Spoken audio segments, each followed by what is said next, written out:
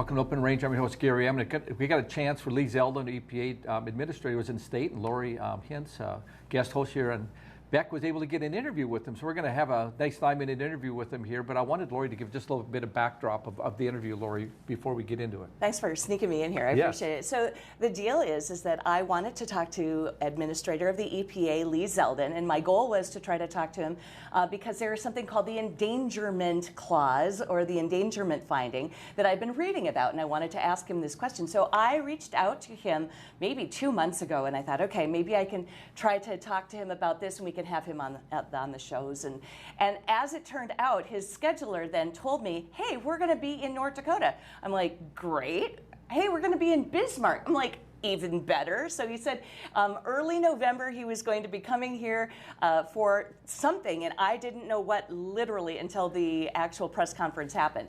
But he said, we'll dangle a little carrot, and instead of you doing a Zoom with Administrator Zelden, we'll do a pull-aside. A pull-aside is after he's done with his press conference, we get to pull him aside and talk to him on camera and talk to him about some questions that I had for him. So he was so gracious and allowed us to do this. And it was actually, the fact that he was in North Dakota was really, really interesting too, because North Dakota became this week the 4th state in the U.S. to have an approved CCR. Now, CCR stands for coal combustion residuals. And so we have an approved CCR permit program in North Dakota tailored to our unique circumstances. We are behind Wyoming and a couple of other states, and we were given this great honor, and Lee Zelden came to North Dakota, and he came here to sign it in front of us in the Great Hall with Kelly Armstrong and our Congresswoman Julie Fedorchak. So our governor and our congressman, our sole congresswoman, were there. It was really interesting and great, and afterwards I got to kind of pull him aside and have this little conversation with him. Okay, so we'll go to the interview right now, and we decided to put that in the front of our show tonight because it's timely. So thank you for doing that for us, Lori. You're very welcome. Stay tuned. Here we go.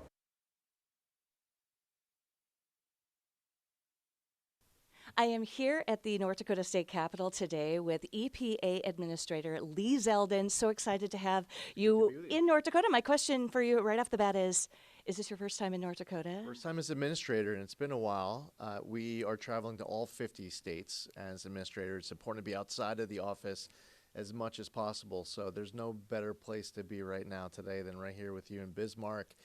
Certainly a lot better than hanging out in the office in Washington, D.C. So we appreciate the hospitality as we're here in Governor Armstrong's office for an important announcement granting the state primacy over coal combustion residuals and the regulations of it. So rather than EPA regulating CCR for coal for North Dakota from some office in Washington, D.C., instead North Dakota can regulate themselves. I love that, and we are actually pretty good at it in North Dakota, from what I tell. Amen. I think a lot of states would probably wish that they had that kind of environmental, what would you call it, servitude, or no, what's the word? Yeah, well, I would say that the competency that you find here in North Dakota is something that sets a very high standard. There's full faith as we're reviewing, vetting this application, this request for North Dakota to take over regulating this industry. We know that there's a high level of competency that will be brought to bear to make sure that these laws are enforced and that we can protect the environment while growing the economy. Yeah, well, we are those people who like to have nice clean air, and we enjoy some of the most beautiful clean air that you ever, and I know that because I travel to other places and then I come back here and know it. So can you tell me, first of all, in terms of traveling around the United States, this is something that's different that probably hasn't been happening with other administrations. This is a situation where you are purposefully getting out of the Washington, D.C. Yeah, that's right. We are out of D.C. as much as we can, being on the ground, because we have so many different policy decisions that we have to make in Washington. And now when I sit down at these meetings with the team and we're making the big final decision as to where to move forward as an agency or as a federal government, it's after visiting so many different types of people, local leaders, industries, groups, providing their perspective. The comments that we receive, that perspective, state to state, region to region, it gives me a whole bunch of added dimensions towards the decision-making process. So I feel like it's made me a stronger administrator being outside of Washington as much as possible. 100% agree with that. I think that's probably true. It's with any politicians too. When they are closer to the people, things are better. So can you tell me about the endangerment clause or the endangerment finding repeal? It was a 2009 EPA edict, and you are rolling it back in the Trump administration. So in 2009, the Obama EPA issued this endangerment finding. They were looking at carbon dioxide when mixed with a bunch of other well-mixed gases. The greenhouse gases now is supposed to be just for mobile sources, light, medium, heavy-duty vehicles. Some of the greenhouse gases they're factoring in aren't even emitted from greenhouse gases. And they just took all different kinds of mental leaps to try to give themselves authority to regulate what ends up being over $1 trillion of new regulation, to give the Obama administration all sorts of powers they didn't previously have. And then you ended up with electric vehicle mandates because of it, higher costs, and the American consumer lose out on choice. They lose out on affordability. And President Trump heard the Trump mandate is clear. The voters in November of 2024, they certainly made their voices heard when they were talking about economic concerns, and they want common sense applied. They want to be able to better afford to have a vehicle, to be able to fill up that tank, to get to work, and to take care of all the other needs in life. So we have a proposed repeal. The public comment period is now over. We're reviewing the comments that came in. It's a proposed rescission of the 2009 Obama EPA endangerment finding. We now are faced with a new reality because the Supreme Court has stated that we should be following the plain language of the law. So rather than all sorts of creative mental leaps to give ourselves power, we instead should just look at what the law says. If the law gives us the power to do something, then it's clear. And if it doesn't, we don't just assume, well, just because they didn't say we can't, that means that we can. Right. And that applies to a lot of the decision-making process that's in front of the agency, including this 2009 Obama EPA endangerment finding. That's a fantastic explanation of it, too. I want to read you something that you said, and this is from the Wall Street Journal. You reportedly said this in March, quote, "We are driving a dagger through the heart of climate change religion and ushering in America's golden age." Speak to the climate change religion.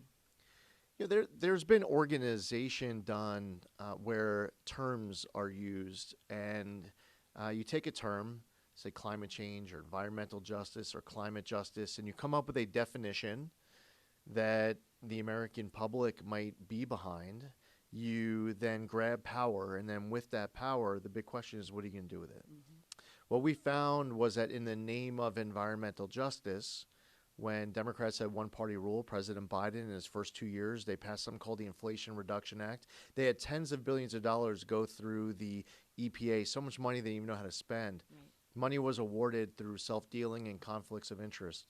Unqualified recipients, reduced agency oversight, former Obama and Biden administration officials, Democratic donors getting their hands on all of this money. So you come up with the term environmental justice. You say that there are communities that are been left behind that need help. Okay, a definition that maybe we'd all agree on.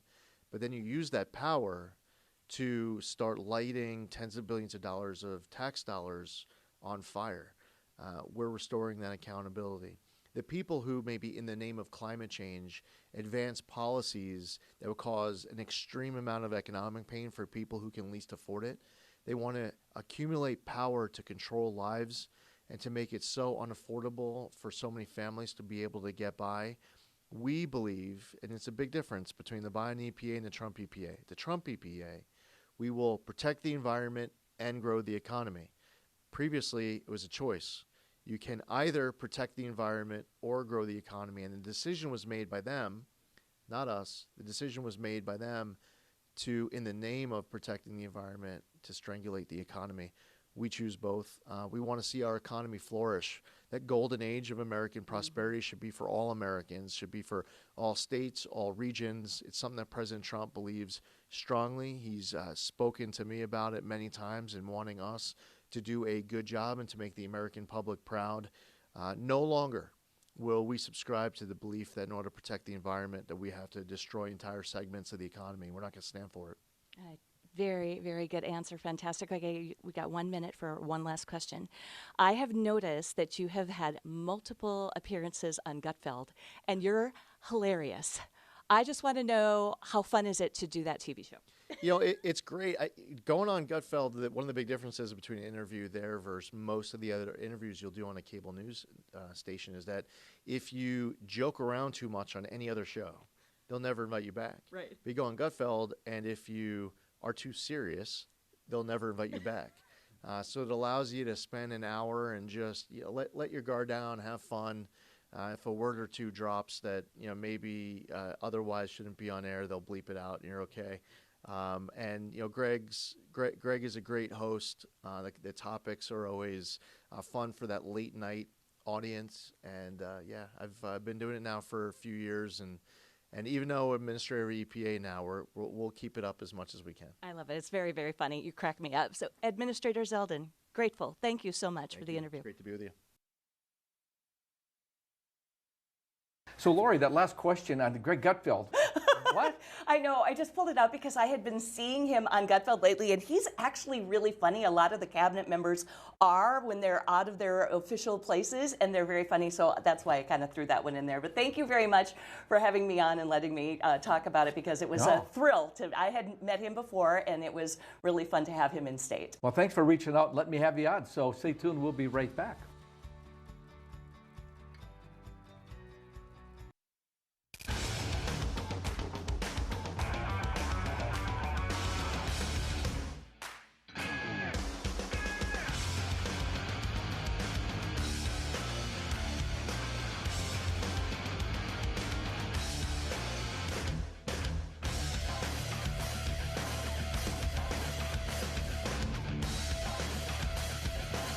Stop out to our facility, Highway 22 South. Let us build a truck for you. Hello and welcome to the MHA Interpretive Center. It's the perfect stop along the Lewis and Clark Trail and the cultural hub of the Mandan, Hiraadza, and Arikara Nation. Nestled along the shores of Lake Sagagawea in Newtown, North Dakota, 1 mile west of the Four Bears Casino. You can enjoy amphitheater performances, art exhibitions, and educational workshops utilizing our Living Cultural Center. Enjoy some coffee, browse our gift shop, and learn about the original people of this land. Learn more at mhanation.com/interpretive center. Welcome to Arrowhead Cleaners. Newly renovated, modernized, and ready to make your cleaning needs hassle-free. From commercial and residential wash and fold laundry services to the latest in professional dry cleaning techniques, we are dedicated to your unique needs, offering alterations, fabrications, and even custom hat making. So whether you're a busy professional, a family on the go, or even a rodeo champion, Arrowhead Cleaners is here to take your things from messed up to dressed up. Now celebrating our 64th year in Arrowhead Plaza. Home on the Range offers a nurturing place for teens who may have just come from an unsafe or traumatic environment.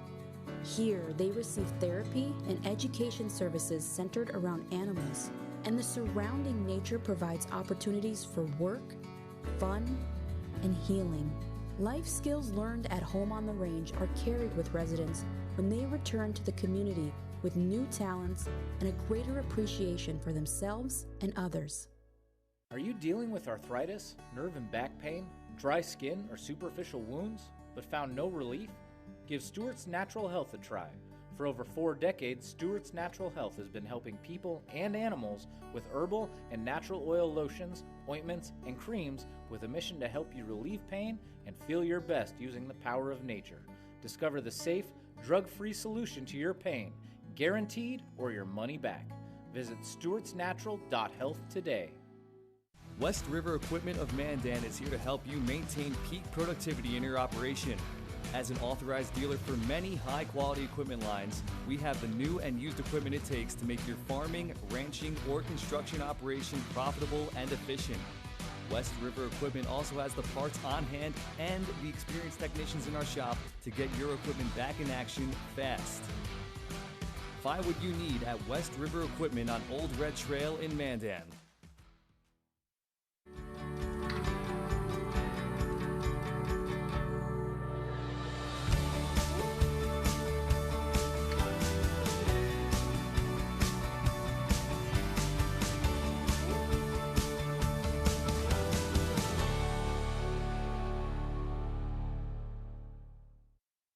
Welcome to Open Range. I'm your host, Gary Eminent. We're talking to Dustin Gawrylow today, who is Managing Director of the Watchdog Network. He put out some pieces recently dealing with the Wonder Fund and the Commerce Department related to spending and investment of the state dollars. And I just think it's kind of relevant of all the money that's being invested in various forms, and we get a lot of promises, and sometimes it's always good to kind of keep an eye on them. So Dustin, welcome back again to Open Range. So let's talk a little bit about the column you wrote out about the Wonder Fund and Kevin O'Leary and Governor Burgum's passion. We're going to have this fund, raise all this money, and bring all these jobs in. And frankly, we can't fill the jobs we have here, so I don't know why we need more jobs. But I mean, I'm all for that. But all that being said, talk to us a little bit about this, the column that you wrote about this. In the back, you give our viewers some background on this. Yeah, so basically, this has been an issue that I've been keeping an eye on for about 3 years now, which is the North Dakota Wonder Fund. And most recently, a lot of this material is based off of the work that Grant Corsi with the Bismarck Tribune did over the weekend. It got published, so I want to make sure to give him credit because he's been doing some pretty good work there on multiple issues. And so because this was something that I've kept an eye on, it was interesting to learn and to give this some background on the Wonder Fund. During the Burgum administration, there was some federal money that came down as part of one of the big bills that Congress passed. I'm pretty sure it was Build Back Better, but it may have been the American Rescue Fund one. It's just a matter of timing. So basically, the federal government gave North Dakota $45 million to use essentially as a venture capital fund, seed fund. North Dakota decided to go out and find Kevin O'Leary, who, as most people know him as the Shark Tank guy. He's on Fox News and Fox Business quite a bit as well. And so they went and found him at a cryptocurrency conference in Miami in, I believe, 2022, and got him locked in to manage these funds for North Dakota. So they created the North Dakota Wonder Fund in 2023, and under the management of O'Leary Ventures. And one of the things that they invested in was a company called HerdDog, which is spelled HERDDOGG. And this is one of the companies that was involved in some cattle futures trading. It's connected somehow with the Ponzi scheme that has been in the news in North Dakota for some time. I'm not sure if it's directly or indirectly connected, but there's a connection for sure. And so in Colorado, there's a lawsuit that was filed by a gal named Melissa Brandero, saying that against Kevin O'Leary, the Wonder Fund, and essentially the state of North Dakota, saying that she was pushed out. She was the founder of this company, and she is suing for $350 million in damages, saying that the Wonder Fund came in and continued the perpetuation of a fraud. Now, the state of North Dakota says that the fraud was going on before North Dakota was involved with the investment, which is ironic because their defense of, well, we didn't have anything to do with that is, we didn't know anything about this company that we invested money in. So they didn't do their due diligence. So even if they're not guilty and culpable on the fraudulent side of things, as is being alleged in the lawsuit, they're definitely guilty of not doing their due diligence on the front side, but that was because they delegated this process out to Kevin O'Leary intentionally. So if North Dakota is not on the hook on this, it is only because they delegated the job out to Kevin O'Leary and his firm.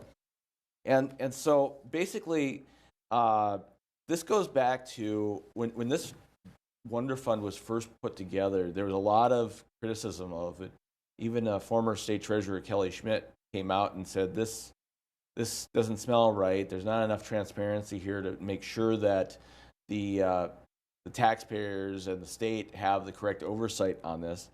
And Commerce, the North Dakota Commerce Department does a lot of things to avoid having to follow rules, such as setting up nonprofits that they manage, but they're not technically part of state government. So they can kind of slide under the radar in some cases, which then brings us into the second part of the story, which is the land trust company that was also a Wonder Fund investment that got roped into some issues with the North Dakota Development Fund, and the U.S. Treasury Department actually had to call them out for some violations.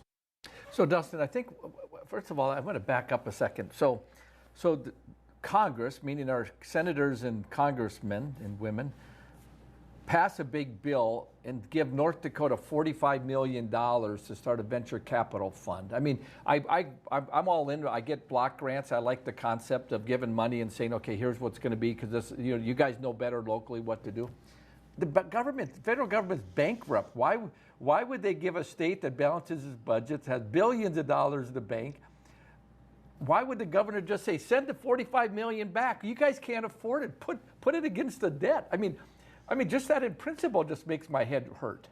Well, I think it's because Doug Burgum had already, for several years, set a trajectory for North Dakota to essentially run venture capital funds, to be a venture capital fund. That was the whole debate over how to manage the legacy fund.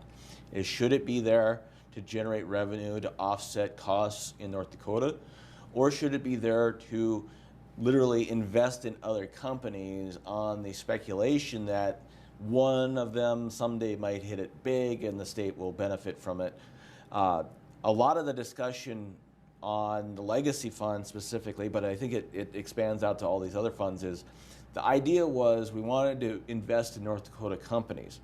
The problem that the Legacy Fund Board discovered is that there's not a lot of North Dakota companies that are considered startups that are qualified to be invested in by a fund like this, because when you get into that venture capital world of private equity, there are a lot of rules that the SEC and other regulatory bodies have for both the fund as well as the company being invested in. And there simply aren't a lot of companies that are at the level where they can be qualified to be invested in at that level in North Dakota. I agree, and I think that's always been the challenge. It's always, political rhetoric to be able to sound like we're going to help grow the economy, and all these guys in North Dakota and women companies are going to get rich.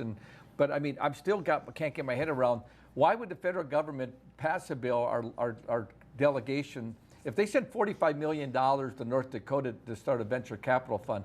What other states did they send, and how much money? I mean, keep the dang money. We got enough of our own money here in the state. I mean, if the state wants to do it through their legacy fund to grow our economy with our North Dakota money, but the federal government doesn't have any money. They're bankrupt, so they just print fake money. And when's the last time North Dakota Republicans said no to free money? Never. Right. Never. It's like they're just regular hogs at the trough like everybody else. Yep. I mean, it's mind-boggling to me. And anyway. So back to this land deal. So there's this land fund trust that was set up. Talk to us, explain that to us. So first of all, there was the beef thing that we're seeing going on, where they were dealing with cattle that the fund invested in the Wonder Fund. Commerce is always, let's create jobs. And of course, legislators like to beat their chest and brag about all the jobs they're going to create and all. And we can't fill the positions we got already, so what difference does that make? So now let's talk about this land thing so the viewer out there can understand what that's about. Yeah, so another one of the Wonder Fund investments was a company called Land Trust, one word. And essentially they are the Airbnb of hunting land. So if you want to go and take a party out to hunt on some land, typically you have to find a landowner that will let you do it, or hire one of these guide operations that has a deal set aside with various landowners, and they kind of curate it for you. Well, this company was trying to do the Airbnb thing to take the middleman of that guide program out of the equation to make it easier for the landowners to go direct to the hunting parties. And North Dakota invested $1.25 million into this company. It's based in Montana. And when they invested the $1.25 million, it was under the premise that they would establish an office in Fargo and have at least 3 full-time employees in Fargo. Well, that has not happened. They've got 1 full-time employee who works at home and says that he has access to a co-working space, so something like a Regis where you can rent an office for a day when you're in a different town. I think most people in business have done that at least once in their life. My place that I do that is Starbucks, but yeah. Well, prior to Starbucks, this was kind of a big thing, and in town, I get it. I've used them. We've got a few of them in Bismarck too that are privately owned. But what happened with the land trust deal was that not only did they not fulfill their commitment to become a North Dakota company, but it was discovered by the U.S. Treasury Department that the North Dakota Development Fund board members were considered insiders on the land trust board. Somehow there was this commingling because the North Dakota Development Fund, which is separate from the Wonder Fund, had already invested in this company. And so by that fact, it created a conflict.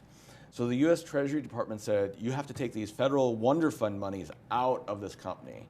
And the only way that they could do that was the North Dakota Development Fund, which is also run by the State Commerce Department, had to buy out the Wonder Fund proceeds. And that development fund was already an investor in this company.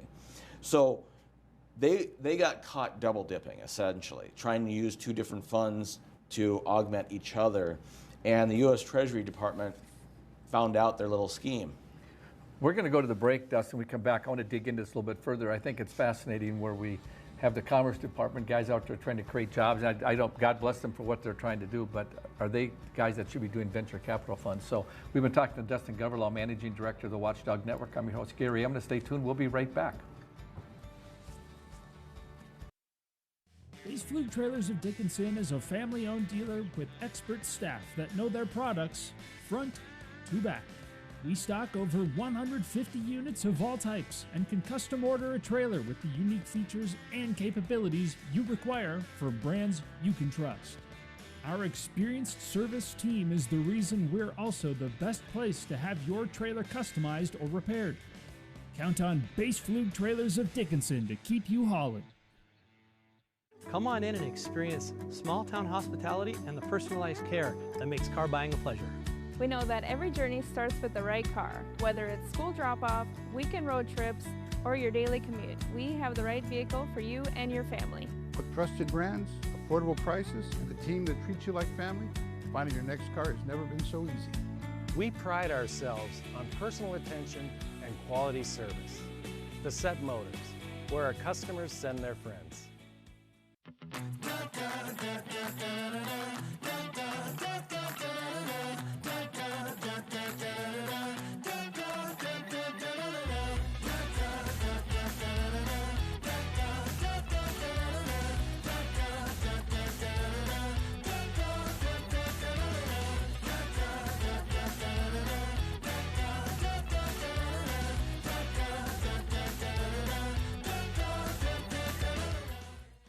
Yeah, U.S. Cattlemen is a member organization that each member has a vote in anything we do with policy.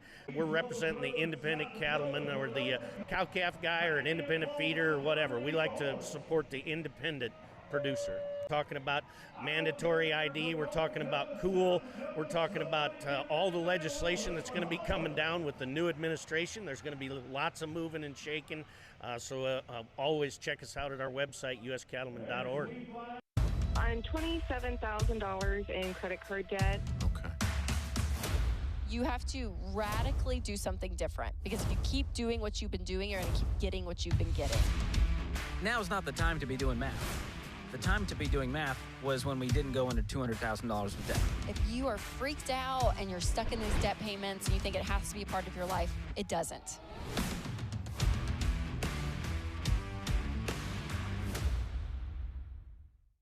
We are ladies of another view. Join us every weekday morning at 9 o'clock a.m. as we discuss the big topics from North Dakota, the nation, and around the world. We chat with everyone from celebrities and medical professionals to politicians, local business owners, and neighbors about the topics and stories that affect all of us. We are unscripted and uncensored real news from real people. So join us every weekday morning for Ladies of Another View on Beck.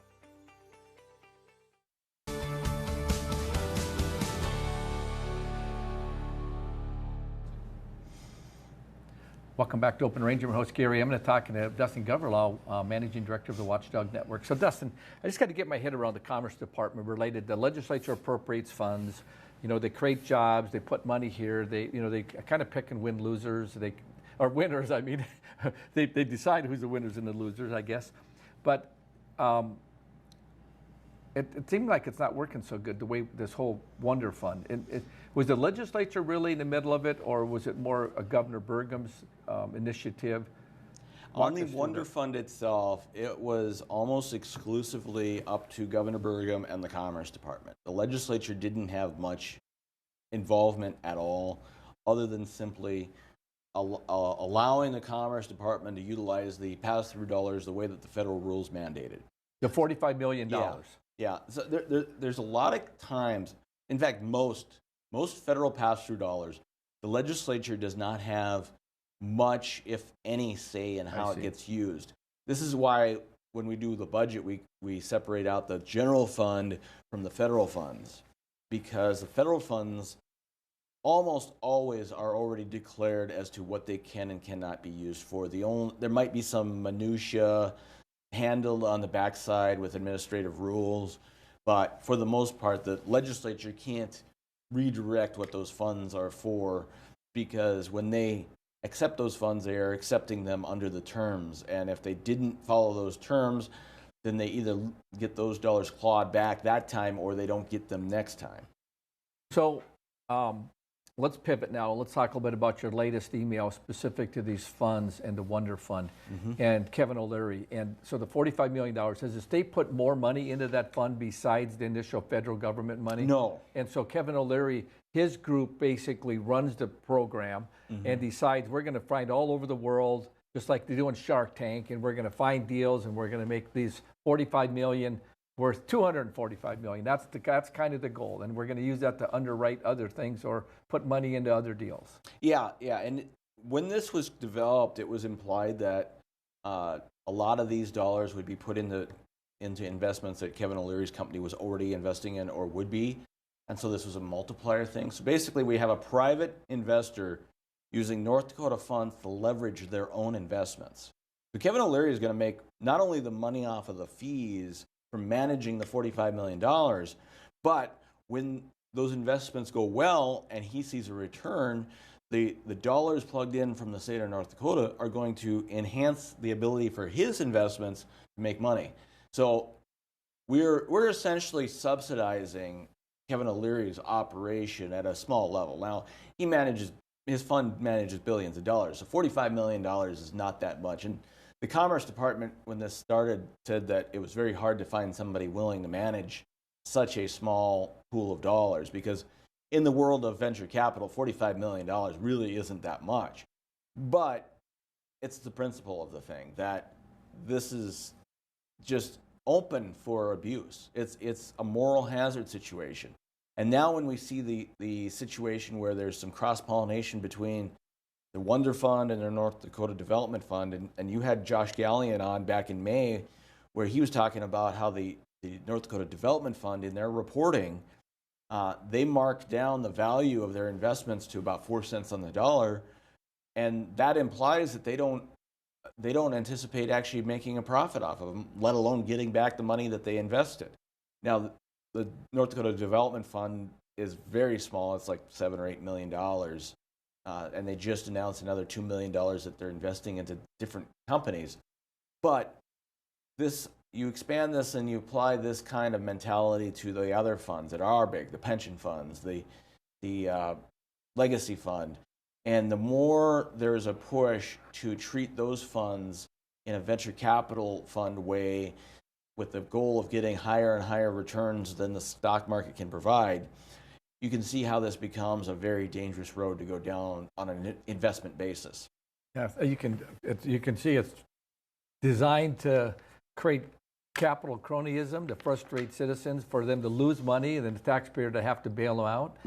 Talk to us a little bit about Tom Brady and the cloning and the idea of this fund. I think that's kind of a fascinating. I saw the Tom Brady story breaking about cloning his dog, and give us a background on that. Yeah. So this is another one of the North Dakota Development Fund's investments. I'm not sure if Wonder Fund has money in this, but the Development Fund definitely does. They had invested into a company called Colossal Biosciences, which is based in Texas. And in today's news, we learned that Tom Brady is one of the investors in this company as well, and he was able to get his dog cloned. So North Dakota invested $3 million in this company. They are the ones that made national news a couple months ago when they were cloning the dire wolf. And so now for North Dakota's $3 million, we're finally seeing a dividend for the taxpayers of North Dakota. Tom Brady got to clone his dog. Good for Tom. Way to go, Tom. Take advantage of these poor North Dakotans. Is it part of the Wonder Fund? Is that where the money came from? Or just the Development Fund? So it's part of the Development Fund.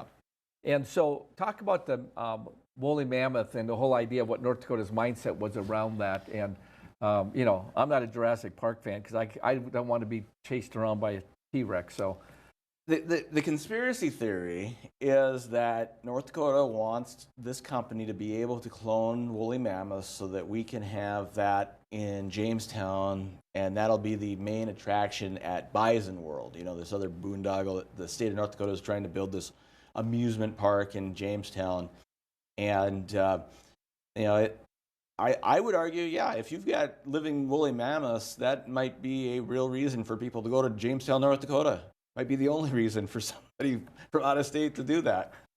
Well, we do have a big cow in New Salem, and we got a big walleye in Garrison, but those are just carve-outs, if you will. Right. Well, maybe long term we can develop a mutant program where we just have these companies genetically engineer giant living animals, and then instead of just having statues, we can put these giant living animals on the roadside.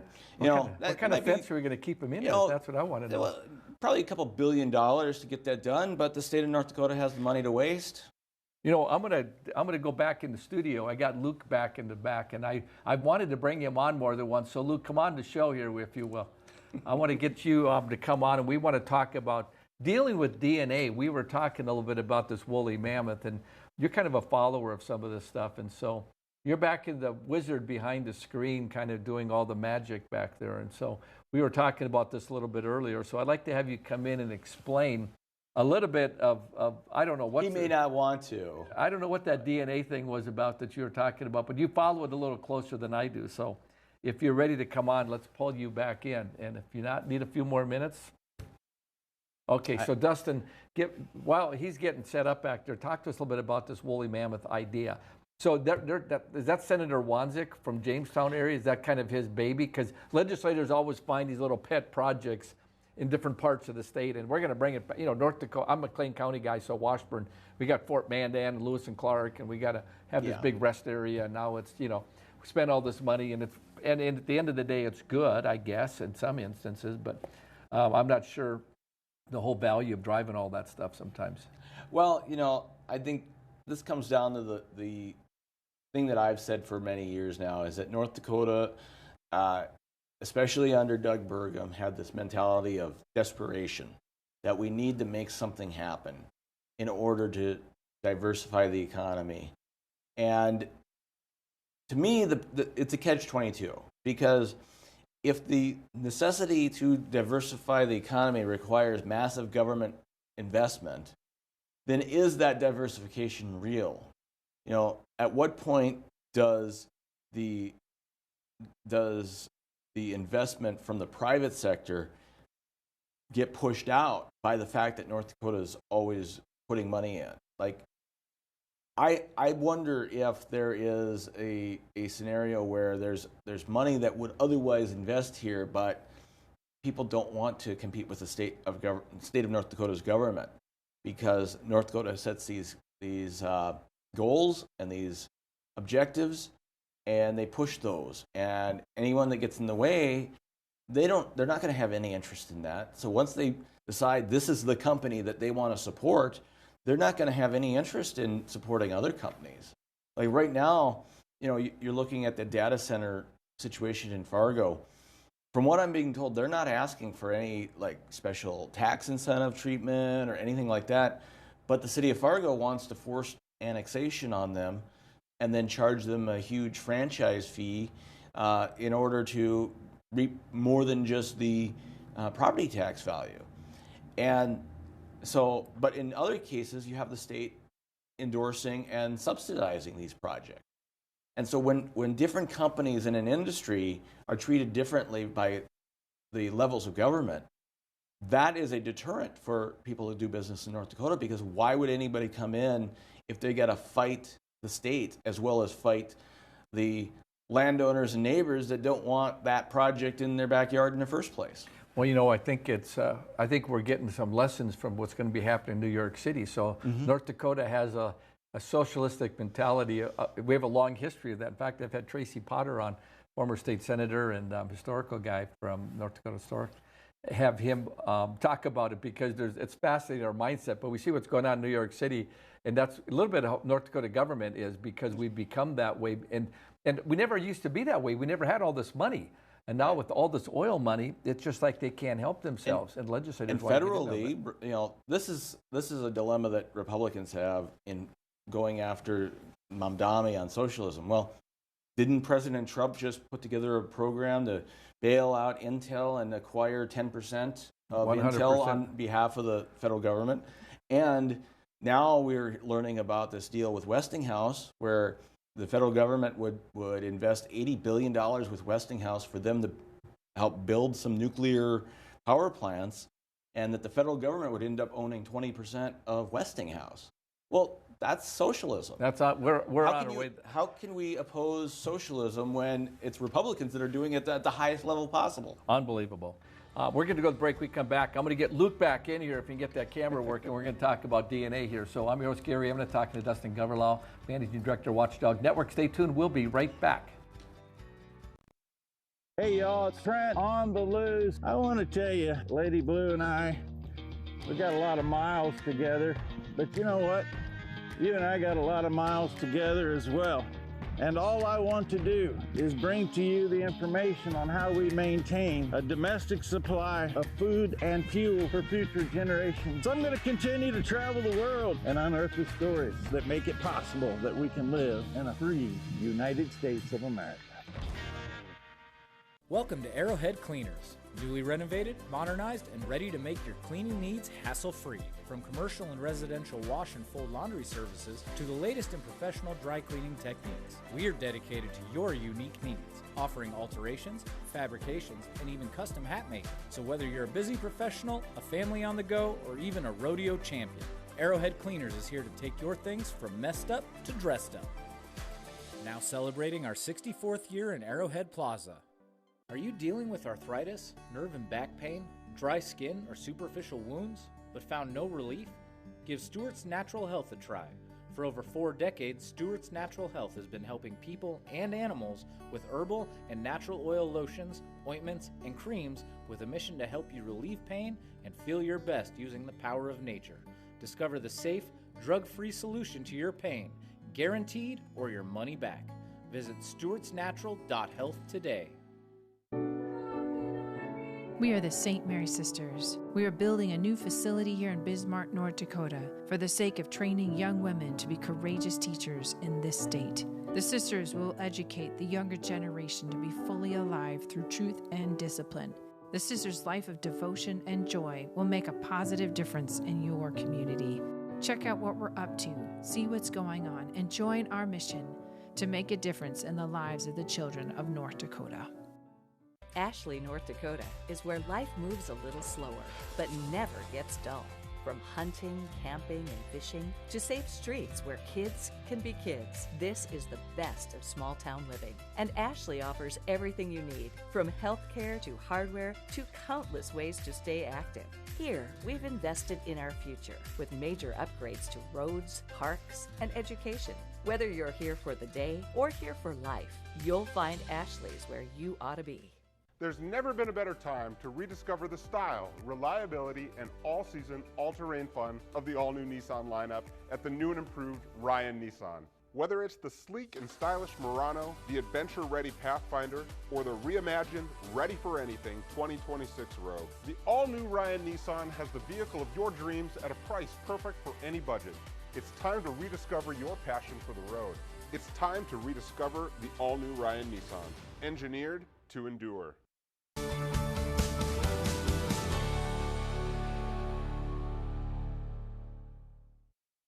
Welcome back to Open Range. I'm your host, Gary. I'm going to talk to Dustin Gawrylow, Managing Director of the Watchdog Network. So I hate to disappoint the viewers out there. I'm not going to get Luke on, but I'm going to make sure he's more set up next time because he does a show with Trent Luce and a pastor from the Carolinas, I believe, called Wing and a Prayer. So sometime of you viewers who watch Wing and a Prayer, you have seen Luke. But this time we're going to have him set up when we have him teed up with a very specific subject that he's prepared and all the cameras are set up. So I apologize for teasing you that he was going to join us and he's not. So I'm just going to have you put up with you, Dustin, just you and I. So let's talk a little bit about the shutdown. Mm-hmm. This is going to be this is taking its toll on the U.S. economy, isn't it? Oh yeah, yeah. The banks are requiring the Federal Reserve to kick in some more cash for liquidity because obviously when people aren't getting paychecks, that's going to impact the banking system because the banking system is based off of the velocity of money. And if the velocity of money slows down in a simultaneously inflationary environment, that can only lead to one thing, which is stagflation. So do you think we're going to get to the bottom of this? Are we going to get this resolved in the next few days? From what sure seems like there's pressure because last thing we want to, I want to be jumping on an airplane this weekend for a trip, and all I can think about is, am I going to get caught up in delays? And of course, with Thanksgiving travel coming up in November, that's not very far away where people, that's I think one of the busiest travel days in airports in the U.S. They have to get this resolved because, I mean, we saw what happened with the Democrats picking up in New Jersey and obviously New York City and Virginia. There's definitely some undercurrents that aren't looking conservative Republicans maintaining it because Trump appears to be really underwater as far as approval ratings from what I've been reading. If that's fact or fiction, I don't know. Well, I think it's fact because it's very obvious that the Trump administration early on made a decision to make this shutdown as painful as possible for regular Americans, but especially lower income Americans. Because they have done everything they can to make sure that the working class and the lower class feels the brunt of this while ensuring that the upper class is taken care of, ensuring that the Argentine bailout goes through $40 billion while they can't figure out how to pay for food stamps for Americans to eat. And meanwhile, the farmers are struggling to figure out where to sell their grain and their crops. And so you add that into now people are seeing what the impact of the loss of these Obamacare subsidies is going to mean to them personally. I got my bill the other day. My health insurance is going up $187 a month. And from what I've seen, that's on the low end of impact. I've seen people post bills where they're going to see $1,200 a month increases to the point where they're paying $2,000 a month for health care. They're just going to drop their health care, obviously, if they're not using that much insurance, which is just going to perpetuate the collapse of this whole system. And so I think that the negativity on Republicans and Trump is really going to ratchet up more and more because people are seeing that they don't have a plan. And Congress does not want to actually pass laws to make these policy changes permanent or actual. They want to defer to the Trump administration to do it administratively, which is definitely in a constitutional gray area. So Republicans are going to pay the price in this. Like, if this continues to drag on into the holiday season, and people not only can't travel, but they struggle to buy dinners and go see family, people are going to start to think and compare this to COVID when they were separated from their families. It just seems interesting that every time there's a Trump administration, that we have a situation where the economy essentially shuts down at one level or another. I kind of find it mind-boggling that they need to do something to fix some of this, because when Trump's all of his initiatives kicking off the first 30, 40 days was mind-boggling to me, and I was all in on all those things, and many of the things I'm still in. It's just that he seems to allow himself to take the ditch, but he's got so much coming at him so fast that he throws out to the media, and nobody can handle all the things that are coming at him. And so something that may or not be good, it can be kind of hid in the middle of it, but when all of a sudden people aren't getting checks and it impacts work and they aren't getting their paychecks, and the margin's so tight in the Senate and the House, if Trump loses control, Republicans in the House and the Senate, I don't know if there's time enough to recover. He's got a big problem in the second half of his administration. I'm very worried about that. Oh yeah, I think we're looking at a severe lame duck situation. I don't know how the Democrats don't take advantage of this. Like, they would have to be totally inept to not take the House, and I think at this point the Senate's a toss-up. So, yeah, it's very clear that the problem is, remember, when they get rid of these mid-level and lower-level bureaucrats, those are the people that implement policy. Trump's problem in both the first administration and this one is that he has a lot of talkers, a lot of people who can talk, but not a lot of people that know how to actually do the things that need to be done to make things work in government, because they don't value that. They don't think that that is necessary. They think that just talking about things makes them happen. And for some reason, they just have not learned their lesson about that. And so the only time that they're able to make things happen is when they can put in, some militaristic type of person into a department, and then they just, go wild, like a Tom Homan situation. But when you're talking about just the regular functions of government, they struggle. I mean, you saw Sean Duffy just yesterday say that if something doesn't change, you're going to start closing down airspace in the U.S. and closing down airports. Well, that's never happened in any previous shutdown.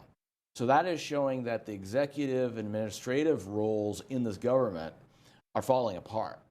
And so, like, we're heading to some level of anarchy because the ability to manage a shutdown is clearly that much worse than in previous situations. And eventually, people who actually are impacted by this are just going to give up on this administration and this approach, and they'll vote for anything other than this. Like, I don't think the Democrats need to actually offer an alternative solution. It's just, this is going to be so bad that people are going to be able and willing to vote for anything except the status quo. I think that's why New York City just elected a communist. Well, that doesn't surprise me, New York City. Those guys have been lost a long time. What I worry is in Main Street America that, to your point, the grocer, that sales are down, the families that are struggling to pay the bills, insurance is up. When that group that are really big Trump supporters all of a sudden kind of go, maybe I won't vote this time, at least in the midterm elections, it sets Trump up not to push through some of the things that he's still pushed for. And he's gone out kind of more globally and focused on war and peace and trying to work towards his Nobel Peace Award, and he's done some good things around the world related to it, but you can't do everything. And poor guy sleeps like 3 hours a day. I think he's a guy that has a great capacity to do that. But I worry about the team around him, because sometimes competency has not been the number one thing. It's been loyalty. And I get it, because they came after him very, very hard. And they undermined him, because when I did Dick Armey and talked to him about the Congress, which would pass laws when he got elected, Republicans got majority back in the late 90s, and he would always challenge the Democrats, say, you got all these bills you pass, why don't you get more directives into the bill so that the bureaucracy knows how to manage it? And the Democrats said, no, we don't want to do it because those are our people. They know what they want. We get what we want. We couldn't pass that bill that would do X, Y, Z. So if we could write it vague, give them the money, the bureaucracy can do some of the things that we want done that would never pass in law. And consequently, Trump's tried to push back against that deep state mentality, but they're the ones that are making the ship turn. And I think it's got to be a little longer term game. And if we only get 18 months or 36 months out of it, we've done nothing. Right. All we've done is created chaos and anarchy, to your point. And now our neighbors and friends around the world, Canada, I mean, I see Senator Kramer's been talking about Canada trying to get that back on track. I mean, they're important neighbors and friends of ours. And I'm just mind-boggled by these little fights that it could pick that aren't necessary. Well, and this is what happens when you have leadership that doesn't have a philosophy. Like, there is no political philosophy here. There's no broad spectrum, free market, Reaganite thing. There's not, an LBJ, Great Society. There's no grand plan. It's just break things down. And to your point about directing the bureaucracy, well, remember when Republicans were eliminating earmarks? The number one argument the Democrats made against eliminating earmarks was, well, if you don't earmark that money, the bureaucracy goes wild with it, and you can't tell them what to do. So actually, Republicans fed that problem by going down that road. And now the problem is that there are so many earmarks. Like, there's $45 million. That's an earmark. But guess who put that earmark in? It was probably one of our senators. That's who puts the earmarks in. And so this grand strategy of not having a strategy, basically, is going to backfire. And eventually people are going to say, well, yeah, we don't like Democrats and their liberal programs, but the government doesn't, go off the rails and stop doing what it's expected. And we're in an environment now where, philosophically, I think that one of our biggest failings as conservatives is we approve and go along with these programs and then later on try to peel them back. You shouldn't go along with it in the first place if you know you're going to peel it back later. This Obamacare subsidy, you gave the public this extra discount on their health care, and now you want to take it away just as health care inflation is at the highest level it's ever been, so you're getting triple hit there.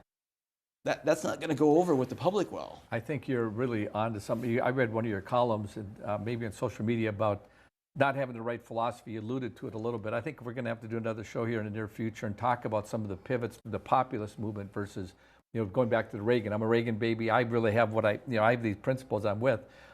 And sometimes Trump hits them on some cylinders, but then he misses them. So we're gonna have to wrap it up, and we're gonna come back, have you back again to talk further. So stay with us. We're gonna be back with another healthy living tip by Dr. Jake Schmitz.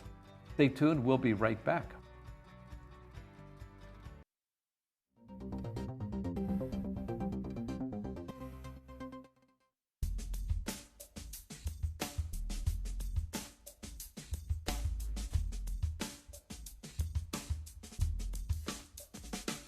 Come on in and experience small town hospitality and the personalized care that makes car buying a pleasure.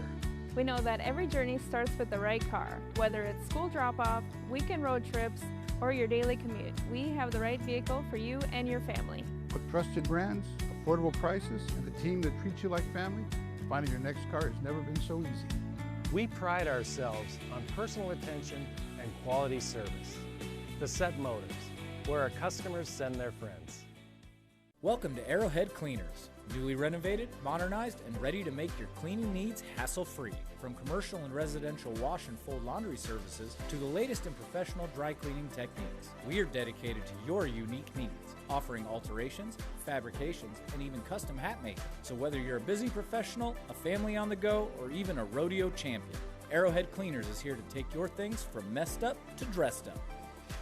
Now celebrating our 64th year in Arrowhead Plaza. Hey y'all, it's Trent on the loose. Join me on the trip and unearth the stories on how we maintain a domestic supply of food and fuel for future generations of American citizens like our forefathers did.